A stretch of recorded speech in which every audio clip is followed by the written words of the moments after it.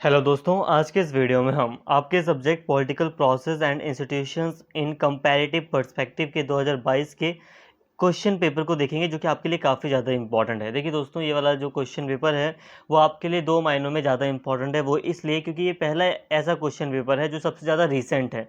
जो सबसे ज़्यादा जो नया क्वेश्चन पेपर है वो यही है, ठीक है। 2022 में लास्ट एग्ज़ाम हुए थे और उसी का आज हम क्वेश्चन पेपर का रिव्यू देखेंगे। इसके साथ ही ये वाला क्वेश्चन पेपर आपके लिए इम्पॉर्टेंट है। इसका कारण ये भी है कि ये वाला क्वेश्चन पेपर एक ऐसा क्वेश्चन पेपर है जो आपके करंट सिलेबस पर बेस्ड है, ठीक है। अगर आप पुराने दूसरे 2022 से पहले के जितने भी क्वेश्चन पेपर आपको दिखाई देंगे, आप जितना भी आपको क्वेश्चन पेपर देखेंगे, उसमें आप देखेंगे कि आपके सिलेबस से कई सारे क्वेश्चन मैच नहीं करेंगे। तो इसीलिए कहूँगा ये वाला क्वेश्चन पेपर आपके लिए ज़्यादा इंपॉर्टेंट है। प्लीज़ वीडियो को पूरा देख लें ताकि सारी बातें आपको क्लियर हो जाएँ। और उससे पहले भी, आगे बढ़ने से पहले एक बात कहूँगा कि आज जो आपका एग्ज़ाम हुआ था, आपका जो अभी लेजिस्लेटिव प्रैक्टिस एंड प्रोसीजर का जो एग्ज़ाम हुआ है, अगर हो सके तो आप मुझे ईमेल कर दें वाला क्वेश्चन पेपर, ताकि एक बार मैं उसे देख लूँ क्वेश्चन पेपर को कि किस तरह के आपके एग्ज़ाम में क्वेश्चंस आ रहे हैं। तो प्लीज़ एक बार ईमेल कर देना मुझे। मैं डिस्क्रिप्शन में आपको ईमेल आईडी दे दूँगा या फिर यहाँ पे आपको दिखाई दे रही होगी। आप इस ईमेल पर मुझे अपना क्वेश्चन पेपर ईमेल कर दें, ठीक है, लेजिस्लेटिव प्रैक्टिस एंड प्रोसीजर का। तो यहाँ तक ठीक है। तो आगे बढ़ रहे हैं दोस्तों, अब बात कर रहे हैं इस क्वेश्चन की। तो देखिए दोस्तों, आपको इंस्ट्रक्शंस पढ़ने हैं तो 4 ही क्वेश्चन आपको करने होते हैं। तो यहाँ पे देख सकते हैं, जो पहला क्वेश्चन है वो है, विकास की प्रक्रिया में सत्तावादी शासनों की भूमिका का समालोचनात्मक परीक्षण कीजिए। कुल मिलाकर कहा जाए तो ये वाला क्वेश्चन आपकी यूनिट 1 से आया है। जो यूनिट 1 है आपकी, उसी से ये वाला क्वेश्चन आया है, जिसमें कि जो सत्तावादी शासन है, जो अथॉरिटेरियन रेजिम है, उसके बारे में आपको सारी बातें लिखनी है। जितनी भी बातें मैंने आपको सत्तावादी शासन के बारे में पढ़ाई हैं, या जो कुछ भी आपको पता है, वो सारा आपको यहाँ पर लिखना है। बहुत ही थोड़ा सा टफ था ये वाला क्वेश्चन। टफ इसलिए था क्योंकि यूनिट 1 में हमने सारी बातों को पढ़ा है, लेकिन फिर भी इतना ज़्यादा नहीं पढ़ा कि हम इसमें ज़्यादा चीज़ें लिख पाएँ। तो इसलिए थोड़ा टफ था, लेकिन जब आप लिखना शुरू करेंगे तो काफ़ी बातें आप यहाँ पर ऐड कर सकते हैं, कोई दिक्कत नहीं होगी। इसके साथ ही जो सेकंड क्वेश्चन है वो है, उत्तर साम्यवादी राज्यों में लोकतांत्रिकरण की प्रक्रिया की व्याख्या कीजिए। तो ये वाला जो क्वेश्चन है वो थोड़ा सा अजीब आया था, सिलेबस से थोड़ा सा अजीब था, क्योंकि यहाँ पे साम्यवाद का शब्द का प्रयोग किया गया था। सिलेबस से थोड़ा अजीब क्वेश्चन आया था, लेकिन फिर भी आप यहाँ पे लोकतांत्रिकरण के बारे में जो कुछ भी पढ़ाया था मैंने, वो आप लिख सकते थे। बाकी ऐसे क्वेश्चन जो थोड़ा आपको लगे कि सिलेबस के आउट ऑफ आया है, इसको आप थोड़ा होल्ड पर रखें, क्योंकि आपको 4 ही क्वेश्चन करने होते हैं और आप नेक्स्ट क्वेश्चन देखें। अगर आपको नेक्स्ट ईजी लगता है तो आप नेक्स्ट करें। अब यहाँ पे एक क्वेश्चन है कि, थर्ड क्वेश्चन है, क्या आपको लगता है कि आनुपातिक प्रतिनिधित्व प्रणाली बहुसंस्कृति समाजों के लिए अधिक प्रतिनिधि है?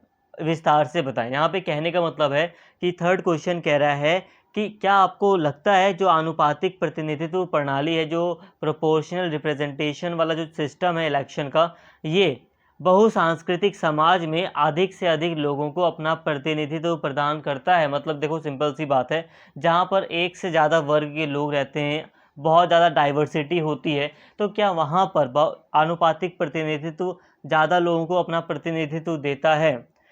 कुल मिलाकर कहा जाए तो इसके लिए आप जो यूनिट 2 है वो आप फॉलो करें, ठीक है। जो यूनिट 2 पर मैंने वीडियो डाली है, आप उसको देख सकते हैं। उसमें मैंने प्रोपोर्शनल रिप्रेजेंटेशन अच्छे से पढ़ाया है। तो कुल मिलाकर अगर मैं यहाँ पे इसका आंसर भी दूँ, तो जहाँ तक हम जानते हैं वहाँ तक हमें यही पता है कि आनुपातिक प्रतिनिधित्व प्रणाली में प्रतिनिधित्व यानी कि रिप्रेजेंटेशन तो सभी लोगों को मिल जाता है, लेकिन फिर भी ये बहुसांस्कृतिक समाज के लिए थोड़ा खतरनाक हो सकती है, क्योंकि ऐसे में राष्ट्रीय एकता बाधित होती है और जो सरकार है वो गठबंधन की सरकार बनती है ज़्यादातर। तो ये बातें थी। तो तीसरा क्वेश्चन ठीक है, आप लिख सकते हैं ऐसे क्वेश्चन पर। ऐसे में बस आपको मेनली आनुपातिक प्रतिनिधित्व प्रणाली के बारे में आप डिटेल में बताइए। जो लिस्ट सिस्टम है, लिस्ट प्रणाली है, और जो एकल हस्तांतरणीय मत सिस्टम है, दोनों चीज़ें यहाँ पर लिखिए। फिर अपने शब्दों में आगे और इसे बनाकर आप आंसर कीजिए। जो यहाँ पे क्वेश्चन 4 है वो कह रहा है कि पश्चिमी देशों में दलीय व्यवस्था के उदय के ऐतिहासिक संदर्भ की चर्चा कीजिए। यहाँ पे ऐतिहासिक संदर्भ देना है, थोड़ा सा हो सकता है आपके लिए टफ हो जाए ये, कि किस तरह से दलीय व्यवस्था वहाँ पर सामने आई। यहाँ पर यह है कि समकालीन समय में विकासशील देशों की दलीय व्यवस्था के संदर्भ में चर्चा कीजिए। देखो, आज के टाइम पर जो डेवलपिंग कंट्री है वहाँ पर दलीय व्यवस्था कैसी है, वहाँ पर पार्टी सिस्टम कैसा है, इसके बारे में आपको बताना है। सारी बातें अभी मैं समझाऊंगा आपको, बस एक बार क्वेश्चन देख लीजिए। तो यहाँ पर है 6th क्वेश्चन कि राष्ट्र राज्य के निर्माण में अलग अलग मुद्दों और चुनौतियों का समालोचनात्मक विश्लेषण कीजिए। समालोचनात्मक मतलब सारी बातें आपको बतानी है, अच्छाई बुराई सब कुछ। तो राष्ट्र राज्य के बारे में जितनी भी चीज़ें आपको मैंने पढ़ाई हैं वो सारी चीज़ें यहाँ पर लिख दो, ठीक है। बाकी हाँ, कोशिश करना अपने शब्दों में और ऐड कर दो, जैसे कि क्या चुनौतियाँ हैं आज के टाइम पर। वैश्वीकरण हो रहा है बहुत ज़्यादा, है ना, लोग माइग्रेशन वगैरह हो रहा है, तो राष्ट्र राज्य के लिए थोड़ी चुनौतियाँ भी हैं। 7वां क्वेश्चन कहता है कि कई नीतिगत सुधारों के बावजूद राजनीति व्यवस्था में महिलाओं की भागीदारी निराशाजनक, समालोचनात्मक परीक्षण कीजिए। मतलब जो महिलाओं की भागीदारी है वो निराशाजनक है, इसके बारे में बताइए। तो आपको यूनिट 5 में जो मैंने आपके लिए वीडियो बनाई थी महिलाओं के प्रतिनिधित्व से संबंधित, वही आपको यहाँ पे फॉलो करनी है, उसके वही आपको यहाँ पर लिखना है। इसके साथ ही यहाँ पे 8वां क्वेश्चन बहुत इंपॉर्टेंट हो जाता है, क्योंकि 8वें क्वेश्चन में 4 ऑप्शन आपको मिलते हैं और 4 में से आपको 2 ही ऑप्शन करने होते हैं। तो प्लीज़ फॉलो कीजिए 8वां क्वेश्चन एक बार। अगर आपको कोई क्वेश्चन टफ लगता है तो 8वें क्वेश्चन पर आइए। तो यहाँ पे देखो 8वां क्वेश्चन में यूनिट 1 से क्वेश्चन आ गया है। ए वाला पॉइंट है जिसमें हमें पॉपुलिज्म के बारे में लिखना है, लोक लुभावनवाद के बारे में लिखना है। तो आप यहाँ पर ये वाला क्वेश्चन कर सकते हैं। इसके साथ ही यहाँ पे मिश्रित प्रतिनिधित्व के बारे में आपको लिखना है, महिलाओं पर युद्ध का क्या प्रभाव पड़ता है, इसके बारे में आप लिख सकते हैं। इसके अलावा मैं रिकमेंड करूँगा, अगर यहाँ पर ये वाला पेपर है तो वहाँ पे देखो डी वाला ऑप्शन काफ़ी अच्छा है, राष्ट्र राज्य और वैश्वीकरण। देखो ये वाला जो टॉपिक है ना, ये टॉपिक थोड़ा सा आया है ग्लोबल पॉलिटिक्स से। जैसे कि अगर आपने ग्लोबल पॉलिटिक्स पढ़ा था तो मैंने आपको वैश्वीकरण पढ़ाया था, और राष्ट्र राज्यों की क्या स्थिति है वैश्वीकरण के संदर्भ में। हम देख रहे हैं कि वैश्वीकरण हो रहा है, बहुराष्ट्रीय कंपनियां बढ़ रही हैं, जिसके कारण राष्ट्र राज्यों पर भी प्रभाव पड़ता है। तो ये सारी चीज़ें आप यहाँ पर ऐड कर सकते हैं। यही कहूँगा कि जो ये वाला जो पेपर है इसमें सिलेबस को लेकर कुछ ना कुछ रहता ही रहता है, लेकिन हाँ, लास्ट टाइम जो भी चीज़ें थी हो गई थी, इस बार ज़्यादा अच्छे से आपके सिलेबस पे बेस्ड ही क्वेश्चन पेपर आएगा। ये वाला सिलेबस क्वेश्चन पेपर कहा जाए तो नॉर्मली 1-2 क्वेश्चन यहाँ पे दिखाई देते हैं हमें जो सिलेबस से थोड़ा सा हट कर थे, जैसे कि यहाँ पे क्वेश्चन 2 दिखाई देता है, थोड़ा अजीब था।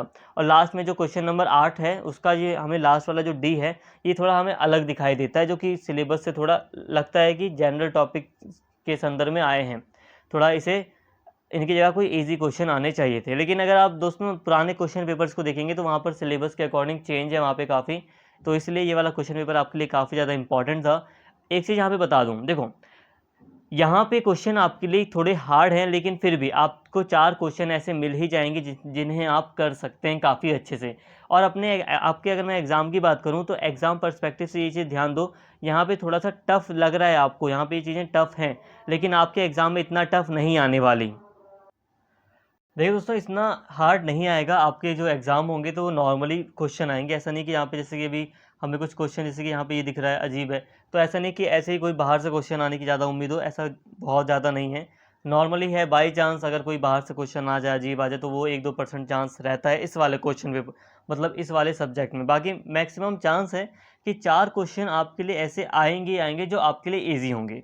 अगर आप पूरी वीडियोस मेरी देख लेंगे, आप अगर सिलेबस के अकॉर्डिंग मैंने जो आपको पढ़ाया अगर आप उतना पढ़ लेंगे तो आपके 4 क्वेश्चन आराम से हो जाएंगे, ठीक है।